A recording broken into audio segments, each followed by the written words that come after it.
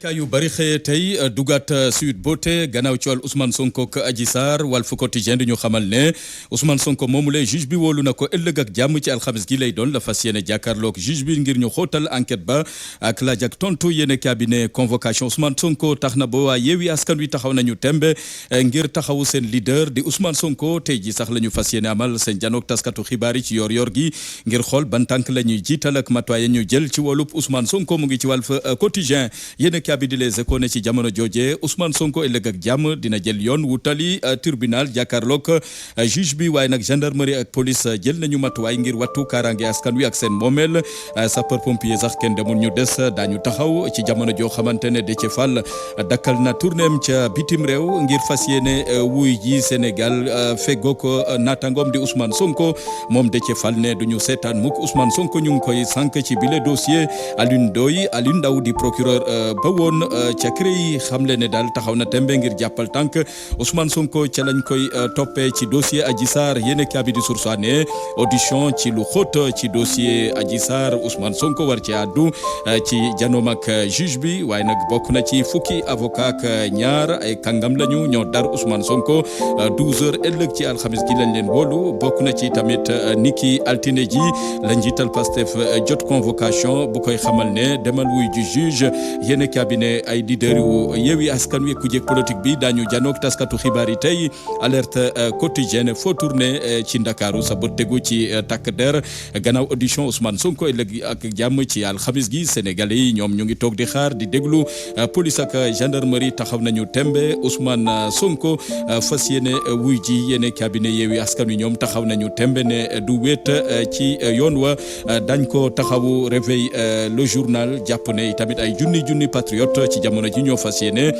gunge Ousmane Sonko taxawu ko yéene cabinet bépp leaderu Yewwi Askan Wi ne woon fudul Ndakaaru ñoom ñëpp ñib si Ndakaaru ngir taxawu dossier gi ni mel Alioune Ndao doonoon fi procureur jàpp ne tey ji boo doonee opposant rek doon nga noonu njiitu réew mi Macky Sall def lay jàppee noonu te loore warta xew ci mim réew goo xamante ne ñu ngi koy bàkkee démocratie bu ñu sukkandikoo ci procureur ga woon yéene cabinet l'Observateur bëgg a xam ndax mandat de dépôt lay mu jéem déet moom Ousmane Sonko moom mi nekk sous contrôle judiciaire bokk na ci ndax classement sans suite mun nañ ko séntu ci bile dossier maître Babacar Niang wax na ca trouble à l'ordre public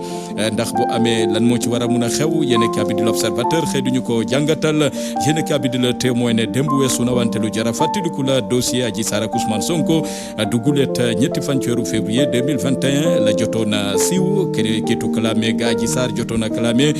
Ousmane Sonko ne def ko sàkku ci dudul coobareem bokk na ci tamit la xewoon ca salon de massage Sweet Beauté bennoo ne dossier ga am lu ca senne tasaaru ci place publique bi député Ousmane Sonko ñu muri woon balaanu kiir layam ca assemblée nationale gëmu doonoon bokk na ci li ci jot a xew yëpp ba ci weeru mars 2021 fitna ga woon yéen cabinet tey bu doonoon ab film ñu ne ñu ngi ci saison 2 bu dossier Sweet Beauté ñu ngi xaar suite ba yéen cabinet di bés bi le jour ne bésub ëllëg ci alxamis gi Ousmane Sonko dañu xóotal waxtaan ga jëm ci dossier Adji Sarr digganteem ak Adji Sarr audition bak juge ba mu fas yéene jàkkaar lool waaye troisième mandat moom la askan wi di lam-lame ci jamono ji Alioune Tine moom ma ngi cay dox tànk jàmm fàttali njiitu réew Macky Sall ne yaa ko fi digge woon yoon mayu la nga dagaanaat batu askan wi bokk na ci xel sax def ko nanguwul ba tax na du ñu seetaan mukk ñu taal mim réew bokk na ci troisième mandat bi nañ ko teg ci suuf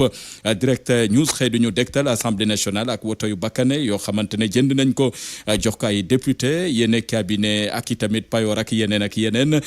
tax na laaj daal di sampu ana waa député Yewwi Askan Wi ci assemblée nationale ñu ngi ngoy ci yooyu le mbaxus yéene cabinet te moo ne de ñoo fi waxoon ne dootuñu nangu mukk yàq alal gi ci mim réew nañu yaxanal direct news moo ñu ko yëggee Dakar Times xëy duñu dektal ñeent fukki milliards ak juróom yi nga xamante ne tàbb na ci njëndum ngannaay te ñu joxoon ci baaraamu tuuma ministère gi yor wàllu environnement Mamadou Lamine Diallo njiital mouvement tekki jàpp ne yooyu lay ngannaay eaux et forêt soxlawu ko benn yoon